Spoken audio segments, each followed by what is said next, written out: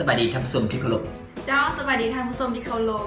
จะมาพบกับข้าพเจ้าเซนเก่าเซนเคยเนาะถ้ากดลงใส่พร้อมด้วยข้าพเจ้านางบัวคันธรีเนาะวันนี้พวกเขาจะมานำเสนอคำศัพท์ในภาษาลาวเนาะที่คนลาวนิยมกันใช้แบบถือๆผิดๆอยู่โดยเฉพาะเป็นคำศัพท์ที่มีเสียงคล้ายคลึงกันแต่ก็มาแตกต่างกันเนาะเจ้ามื้อนี้ก็มีจะคำศัพท์มีจะพูดที่มาจะนำเสนอกับทางผู้ชมเจ้าวันนี้ข้าพเจ้าจะมี5คู่คำศัพท์ที่น่าสนใจดังต่อไปนี้เนาะมีคำศัพท์อะไรก่อนคำศัพท์ที่1ขณะที่ขึ้นต้นด้วยพยัญชนะขอไข่หมายถึงช่วงเวลาใดหนึ่งที่เรากำลังดำเนินเรื่องงานใดหนึ่งนั้นอยู่นั้นเช่นว่าช่วงเวลาขณะนี้ที่เรากำลังอัดรายการอยู่เจ้าขณะนั้นขณะนี้เนาะเป็นต้นและคำศัพท์ที่2ก็คือขณะที่ขึ้นต้นด้วยพยัญชนะขอควาย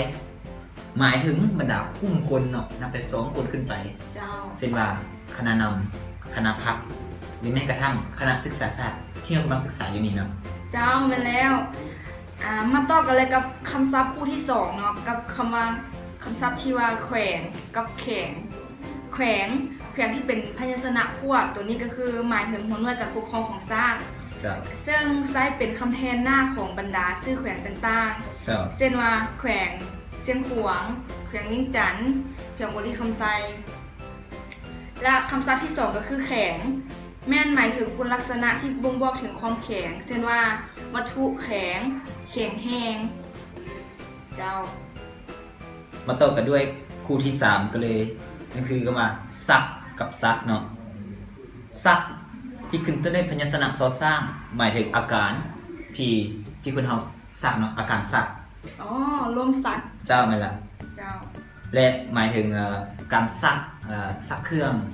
ซีประจำวันเขาใส่ทุกมือเนาะซักเครื่องซักจูงให้คนเนาะแบบนี้นะการซักจูงใจแบบนี้บอกไม่แล้วเจ้าและซักที่ขึ้นต้นด้วยพยัญชนะสอเสือหมายถึงการซักลายเจ้าการซักลายการซักวัคซีนเนาะเจ้าแล้วก็ซักซีดก็แมนซักซีดก็แมนซับส่วนก็แมนเจ้า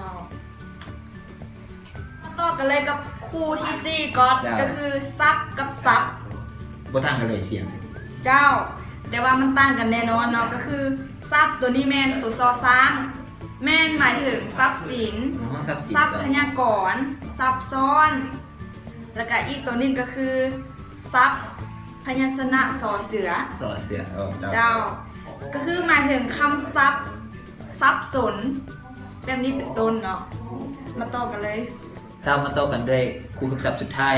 เจ้าคำศัพท์เขื่อนเสียงคล้ายๆคือกันก่อนมันตั้งแต่สะกดต่างกันเนาะ